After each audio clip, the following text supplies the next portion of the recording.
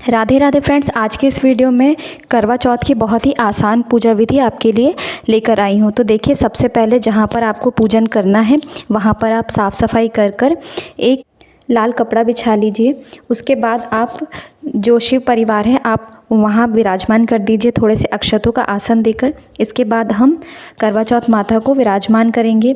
इसके बाद हम अष्टदल कमल बना लेंगे और यहाँ पर हम गणेश जी का भी विराजमान कर लेंगे, यानी गणेश जी का भी आसन लगाएंगे। गणेश जी को हम जो सुपारी के रूप में भी थोड़ा सा कलावा लपेट कर स्थापित कर सकते हैं। इसके बाद देखिए, ये मैं कलश तैयार कर रही हूँ, यानी अपना करवा, जिससे मैं भगवान चंद्रमा को अर्घ दूंगी। तो यहाँ पर मैंने थोड़ा सा जल भर लिया है। इसके बाद थोड़ा सा गंगा जल भर लेंगे, थोड़ा सा कच्चा दूध डालेंगे। तो इसके अंदर मैंने थोड़ा सा हल्दी, थोड़ा सा चंदन, थोड़े से अक्षत और रोली, ये सभी चीज़ें हम डाल देंगे। इसके अंदर हम एक सिक्का और थोड़ा सा मीठा भी ज़रूर डाल देंगे। तो यहाँ पर देखिए, मैंने सभी चीज़ें थोड़ी थोड़ी रख दी हैं। इसके बाद हम ढक देंगे और जो ढक्कन है इसके ऊपर भी हम थोड़े से अक्षत ज़रूर रखेंगे। अक्षत की जगह आप गेहूं भी रख सकते हैं, यानी अनाज में आप कुछ भी आप ले सकते हैं। और यहाँ जो ऊपर है ढक्कन, उसमें ज़रूर रखिए। इसके बाद हम एक दीपक रखेंगे। तो दीपक आपको मिट्टी का ही लेना है। मिट्टी का दीपक बहुत ही ज़्यादा शुभ माना जाता है। और जो बाती लगाएंगे, हम लंबी बाती लगाएंगे और घी का दीपक हम प्रज्वलित करेंगे। तो इस प्रकार से देखिए, मैंने कंठ पर मौली बांध ली है। तो ये चंद्र दर्शन के लिए मैंने ये जो अपना करवा है वो तैयार कर लिया है। तो यहाँ पर देखिए, इस प्रकार से हम ये जो अष्टदल कमल बनाया था वहाँ पर हम रख देंगे। इसमें सीके भी रखी जाती हैं। तो सीके अभी मिली नहीं है। जब पूजा उनका टाइम होता है तो 2-3 दिन पहले से ही सीके मिलनी चालू हो जाती हैं। तो आप 5 या 7 सीके यहाँ आगे जो टोटी बनी हुई है उसमें आप लगा दीजिए। इसके बाद मैं अपना करवा तैयार कर रही हूँ, जिसमें मैं पूजन करूँगी। तो देखिए, इसमें मैं थोड़े से गेहूँ यानी अनाज भरा जाता है, या फिर आप मीठा भी भर सकते हैं, या तो वो पोहे की तरह प्रसाद आता है ना, उस टाइम जब करवा चौथ होता है तब वो प्रसाद आता है, आप वो भी भर सकते हैं। तो हर क्षेत्र का अलग अपना नियम होता है, आप वैसा काम कर सकते हैं। इसके बाद ये मैंने 13 दाने निकाल लिए हैं। तो ये 13 दाने जब आप पूजन करेंगे ना, चंद्र दर्शन करेंगे, पूजन करेंगे, तो ये 13 दाने आपको अपनी साड़ी के पल्लों में बांध लेने हैं। इसके बाद एक एक दाना आप छिड़कते जाइए और चंद्र दर्शन आप करते जाइए, यानी जब आप पूजन करेंगे तो आप एक एक दाना आप चंद्र को समर्पित करते जाएंगे। तो इसके बाद देखिए, करवे में मैंने मीठा भर लिया है। आपके पास जो भी मिठाई है वो आप भर सकते हैं। इसकी जगह अगर आपके पास मिठाई नहीं है तो आप बताशा भी भर सकते हैं। और आप चाहे तो गोली, जो आटे की गोली बना के गोल गोल, कुछ लोग 5 या 7 वो भी रखते हैं। तो आपके यहाँ जैसे होता हो आप ऐसे कर लीजिए।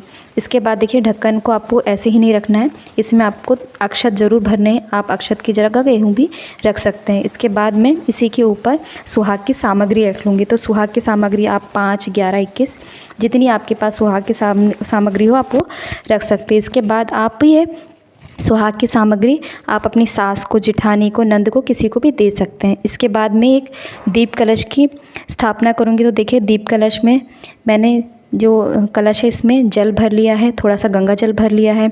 इसमें थोड़े से अक्षर डाल दिए हैं, रोली भर दी है और थोड़े से हल्दी डाल दी है। और 5 चीज़ें, सिक्का, सुपारी, थोड़े से पुष्प और हल्दी की गांठ और थोड़े से मिठाई, ये 5 चीज़ें आपको ज़रूर रखनी है। इसके बाद थोड़े से पुष्प ज़रूर डाल दें।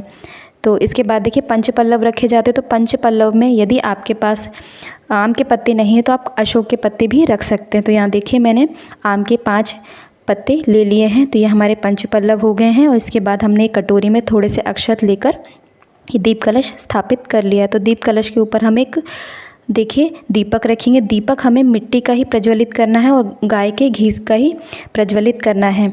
तो इस प्रकार से हमने दीप कलश की स्थापना कर ली है। और यहाँ पर मैं पुष्प समर्पित कर रही हूँ। आपके पास जो भी पुष्प हो आप वो समर्पित कर सकते हैं। और यदि आपके पास माला है तो आप वो माला भी समर्पित कर सकते हैं। लाल पुष्प है तो आप लाल पुष्प ज़रूर अर्पित कीजिए, क्योंकि सुहाग की पूजा है तो आपको लाल पुष्प ज़रूर अर्पित करने चाहिए। इसके बाद हम देखिए, ये जल का छींटा देकर हम भावपूर्ण स्नान कराएंगे। तो सबसे पहले कलश को, उसके बाद गणेश जी को, और जो शिव परिवार हैं उन्हें, और जो हमारा करवा था उन्हें, करवा माता हैं उन्हें, जो फ़ोटो में जितने भी देवी देवता दिख रहे हैं सभी को हम भावपूर्ण स्नान करा लेंगे। इसके बाद हम वस्त्र स्वरूप कलावा समर्पित करेंगे। तो सबसे पहले हम कलश में, इसके बाद गणेश जी को और उसके बाद शिव परिवार को, इसके बाद देखिए जो करवा माता है उन्हें भी हम वस्त्र स्वरूप कलावा ज़रूर समर्पित करेंगे। यदि आपके पास चुनरी हो तो आप एक नई चुनरी करवा माता को ज़रूर समर्पित करें, क्योंकि ये सुहाग की पूजा है, इसलिए आपको चुनरी ज़रूर समर्पित करनी चाहिए। इसके बाद देखिए हम तिलक करेंगे। सबसे पहले कलश को, कलश के अंदर सभी देवताओं को हम आवाहित करते हैं, तो सभी को हम सभी के नाम से हम जो तिलक है वो करेंगे। इसके बाद गणेश जी को, शिव परिवार को और इसके बाद करवा माता को। करवा माता की जो हमने फ़ोटो ली है उसमें जितने भी लोग दिखाई दे रहे हैं सभी को हमें तिलक ज़रूर करना है। तो इस प्रकार से हम सभी को तिलक ज़रूर कर देंगे। कोई भी देवी देवता छूटना नहीं चाहिए। आप सभी का नाम लेकर सभी को तिलक ज़रूर करें। तिलक करने के बाद देखिए इस प्रकार से आपको तिलक करने के बाद पुष्प अगर आपके पास नहीं है तो आप ज़रूरी नहीं है कि आप पुष्प बहुत ज़्यादा समर्पित करें, आप 1-2 पुष्प भी समर्पित कर सकते हैं। तो यहाँ पर देखिए मेरे पास और पुष्प थे तो मैंने सभी को थोड़े थोड़े समर्पित कर दिया है। तो यहाँ पर पुष्प समर्पित करने के बाद हम जो सुहाग की सामग्री होती है ना, हम वो भी समर्पित करेंगे। तो यहाँ पर पहले मैं गणेश जी को दूब समर्पित कर रही हूँ। तो दूब आप गणेश जी को ज़रूर समर्पित कीजिए। कोई भी पूजन होता है तो आप गणेश जी को दूब ज़रूर समर्पित किया कीजिए। इसके साथ ही हम एक पान समर्पित करेंगे। तो पान के ऊपर हम 2 लौंग के जोड़े और इलायची के जोड़े हम रख कर कलश को समर्पित कर देंगे। यहाँ पर मैं फल समर्पित कर रही हूँ, तो आपके पास जितने फल हो, जो फल हो वो आप समर्पित कर सकते हैं। तो यहाँ पर मैंने फल समर्पित कर दिया है। तो आप एक साथ भी समर्पित कर सकते हैं या फिर सभी देवी देवताओं को आप अलग अलग भी समर्पित कर सकते हैं। तो देखिए इस प्रकार से फल सभी को समर्पित करने के बाद देखिए यहाँ पर फल समर्पित हो गया है। या नारियल मैंने समर्पित कर दिया है। आप जटा वाला नारियल अगर आपके पास हो तो वो भी आप समर्पित कर दीजिए। यहाँ मिठाई चढ़ा रहे हैं, आपके पास जो भी भोग में आपके पास मिठाई हो वो आप समर्पित कर सकते हैं। तो देखिए भोग में आप जो भी बनाए हैं वो समर्पित कर सकते हैं। आप खीर अगर बनाए हैं तो खीर भी आप समर्पित कर सकते हैं। कुछ पूड़ी हलवा वगैरह बनाए तो वो भी समर्पित कर सकते हैं। आपके पास जो भी भोग हो वो आप भावपूर्ण ज़रूर समर्पित कीजिए। तो यहाँ पर देखिए आपके पास जो भी मिठाई हो, बताशे हो, आप वो समर्पित कर सकते हैं। यदि आपके पास मिठाई नहीं है तो आप बताशे भी भोग में समर्पित कर सकते हैं। यहाँ पर हम 5, 11, 21 जितने आपके पास सुहाग की सामग्री हो वो आप समर्पित कर दीजिए। तो देखिए यहाँ पर हम थोड़े से अक्षत सभी को समर्पित कर देंगे। अक्षत आपको ज़रूर समर्पित करने हैं। इसके बाद हम धूप दीप दिखाएंगे। तो धूप आप ऐसे जला लीजिए। अभी मैं जलाकर नहीं दिखा रही हूँ क्योंकि इसे मैंने वीडियो आपको दिखाने के लिए बनाई है। तो यहाँ पर धूप हम ऐसे जलाकर सभी देवी देवता को धूप दिखाकर साइड में रख देंगे। इसके बाद हम दीप दिखाएंगे। यहाँ पर देखिए आप घी से दीप प्रज्वलित कीजिए और ऐसे सभी देवी देवताओं को दिखा दीजिए। इसके बाद हम कथा पढ़ेंगे। तो आपको करवा चौथ की कथा अगर पढ़नी नहीं आती है तो आप फ़ोन पर भी सुन सकते हैं। तो यहाँ पर अगर आपके पास किताब है तो सभी देवी देवताओं को पहले आप तिलक कीजिए भावपूर्ण। इसके बाद आप थोड़े से अक्षत और थोड़े से पुष्प और जो दूब है वो समर्पित कीजिए। इसके बाद हाथों में थोड़े से अक्षत और पुष्प लेकर आप कथा पूर्ण कीजिए। आप नहीं पढ़ना आता है आपको तो आप सुन भी सकते हैं, और अगर आपके पास कोई नहीं तो आप मोबाइल में भी लगाकर आप कथा पूरी कर सकते हैं। तो यहाँ पर इस प्रकार से हम पूरी कथा सुन लेंगे, ठीक है। तो कथा आपको ज़रूर सुननी है। इसके बाद एक प्लेट में हम थोड़ा सा स्वास्तिक बनाकर, चाहे स्वास्तिक आप हल्दी से, कुमकुम से, किसी से भी स्वास्तिक बना सकते हो। स्वास्तिक बनाने के बाद हम थोड़े से पुष्प रख लेंगे और पुष्प रखने के बाद हम इसमें एक दीपक प्रज्वलित कर लेंगे। तो दीप आप जो भी प्रज्वलित करें वो हमेशा गाय का जो घी होता है आप उससे ज़रूर प्रज्वलित करें। और यहाँ पर देखिए इस प्रकार से हम दीप दिखाकर आरती कर लेंगे। आरती आपको बहुत ही आसान तरीके से, बहुत ही धीरे से करनी है, बहुत ही ज़्यादा चिल्ला कर नहीं करनी है। आप सभी देवी देवताओं को दिखा दीजिए आरती। इसके बाद थोड़ा सा अक्षत और थोड़ा सा जल लेकर जो भी आपकी आरती की थाली सी थी उसमें 3 बार घुमाकर आप वार दीजिए। तो देखिए इस प्रकार से मैंने 3 बार वार दिया है। तो यहाँ पर ये जो आपका कलश है और जो चंद्र दर्शन के लिए आपने ये करवा तैयार किया था, आप ये लेकर आप छत पर चले जाइए और वहाँ पर आप चंद्र दर्शन कीजिए और पूजन कीजिए।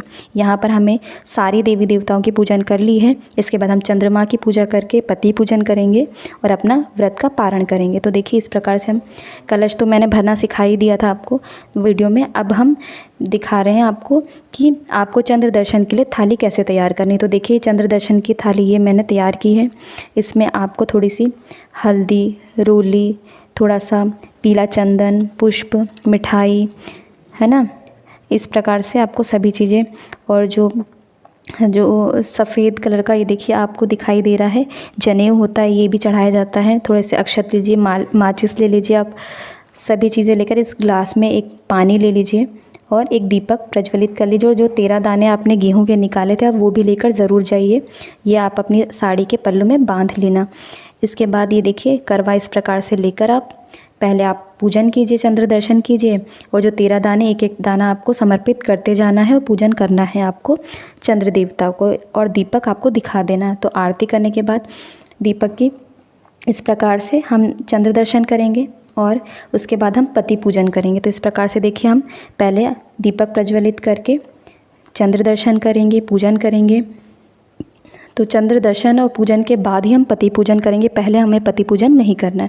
तो देखिए ये बहुत ही आसान पूजा विधि थी करवा चौथ की। यदि आपको मेरा वीडियो अच्छा लगा हो तो प्लीज़ मेरे चैनल को लाइक, शेयर, सब्सक्राइब ज़रूर करें, ताकि मैं आपके लिए और भी अच्छी अच्छी वीडियोज़ करवा चौथ की और भी सारी पूजा विधि आपके लिए लेकर आ सकूँ। धन्यवाद।